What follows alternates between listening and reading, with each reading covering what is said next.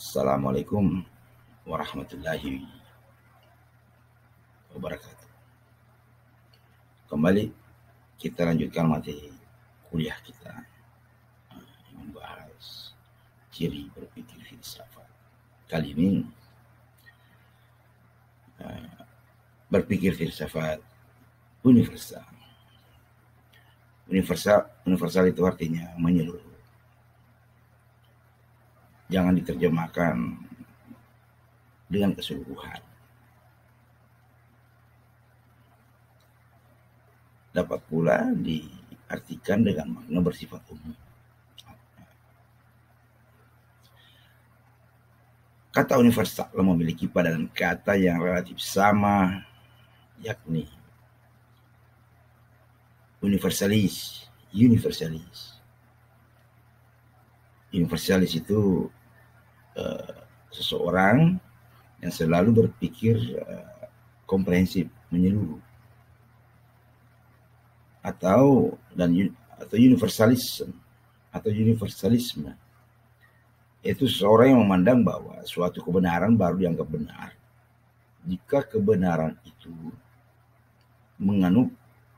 menganut paham universalitas.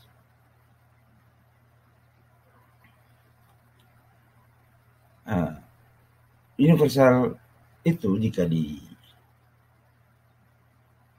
diperlawankan artinya dengan kata khusus dan diskriminatif. Tetapi dalam hal ini itu kata berpikir universal itu selalu berlawanan dengan berpikir parsial. Tapi sesungguhnya akan tergantung pada konteks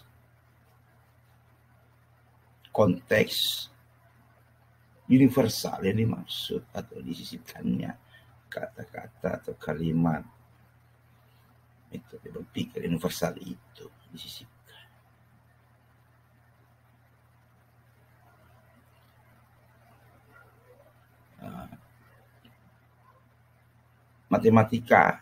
Matematikawan itu selalu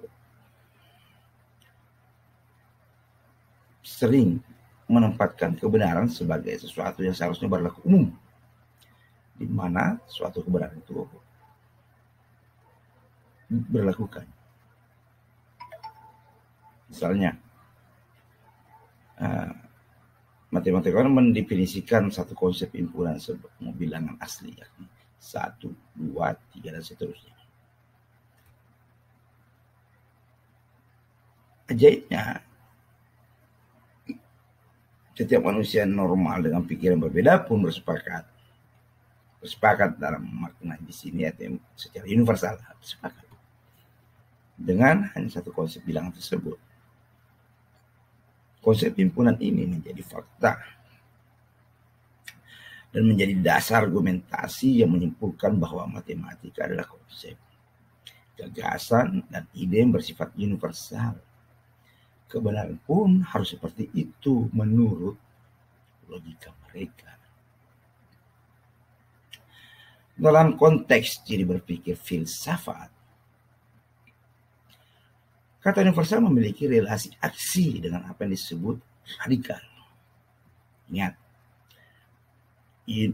kata universal memiliki relasi aksi dengan radikal. Kenapa? Sebab karakter radikal tetap membutuhkan ramifikasi ke berbagai sisi. Ramifikasi ke berbagai sisi itulah yang layak menyandingkan kata universal dengan kata radikal dan menjadi bagian penting dari prinsip dasar radikal tadi. Dari pengertian ini pula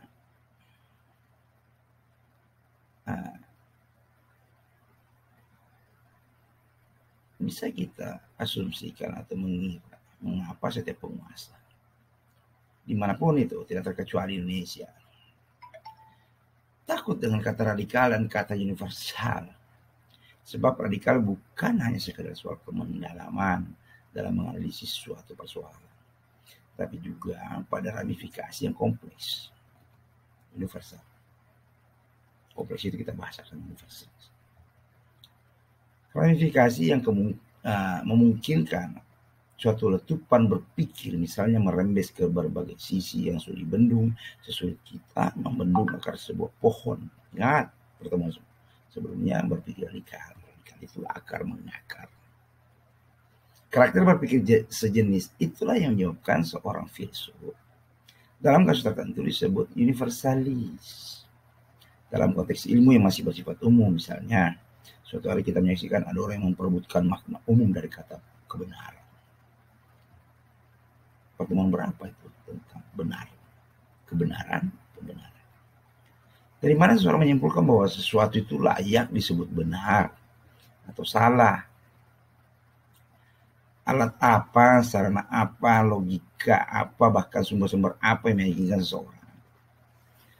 Sumber-sumber dari mana? Apa atau sumber-sumber apa yang meyakinkan seseorang sehingga ia berani menyimpulkan bahwa itu sebuah kebenaran?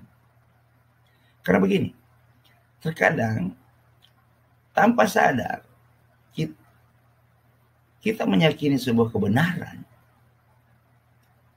Faktanya sebenarnya adalah pembenaran. Begitu pula sebaliknya. Kalau didasarkan pada fakta-fakta, data, dan logika-logika berpikir yang sistemis, maka seharusnya kita bisa membedakan mana pemikiran-pemikiran yang hasil dari proses pembenaran terhadap suatu kebenaran atau kebenaran pada suatu pembenaran, atau kebenaran sebuah kebenaran atau sebuah pembenaran. Dalam pertanyaan agak sedikit mendalam, kita misalnya dapat membuat sebuah rumusan dengan cara menyandingkan kata kebenaran dengan kata kebaikan.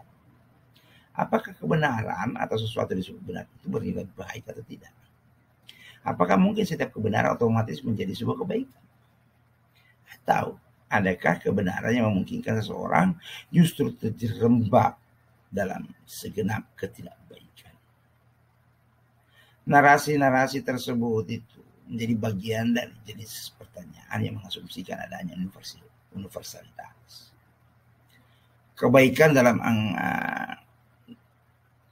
anggapan, misalnya dalam anggapan kita secara pribadi personal. Misalnya anggapan saya selalu bermakna umum karena mendorong jiwa kemanusiaan dengan upayanya untuk mencari persamaan, bukan sebaliknya. Jadi perbedaan. Kedudukannya jauh lebih tinggi dibandingkan dengan makna kebenaran itu sendiri. Mengapa? Karena kebaikan patut dipercaya memiliki makna universalitasnya dibandingkan dengan makna kebenaran yang dalam kodifikasi tertentu bersifat parsial. Nah, parsial seringkali diperlawankan dengan universalitas. Kebaikan akan selalu berlaku untuk semua manusia, sedangkan kebenaran banyak dipercaya hanya dimiliki suatu komunitas atau kelompok tertentu yang terbedakan antara satu manusia dengan manusia lain, atau antara satu kelompok, ras, suku, bangsa, bahkan agama. Kebenaran akan tergantung dari sudut mana dia menilai, melihat, dan menganalisisnya. Sedangkan kebaikan tidak pernah membedakan apakah manusia tersebut berkulit hitam, berkulit putih, beragama Islam, atau beragama Kristen, apakah ya Tionghoa atau Amerika, Ambon, Afrika, dan sebagainya. Dalam konteks filsafat ilmu, berpikir universal karena itu dapat diterjemahkan dengan pikiran yang tidak dibatasi bagian atau ruang tertentu. Ciri ini akan mencakup seluruh aspek, baik yang konkret maupun yang abstrak. atau apapun sekaligus absurd, atau mulai dari fisik sampai kepada metafisik. Karena itu seorang filsuf tidak akan pernah puas mengenal ilmu hanya dari perspektif ilmu itu sendiri. Ia ingin melihat ilmu dengan aspek-aspek lain seperti moral atau bahkan dengan agama. Persoalan agama pun akan dilihat dalam pendekatan lain, misalnya pendekatan sosial dan psikologi.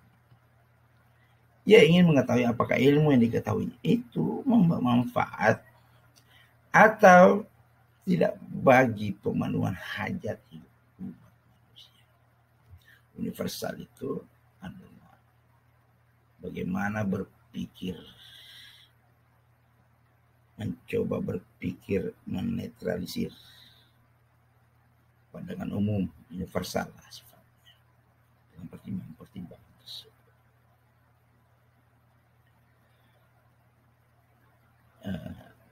Demikian saya akhiri materi saya kali ini. Saya minta maaf jika ada salah, karena manusia itu tempatnya salah.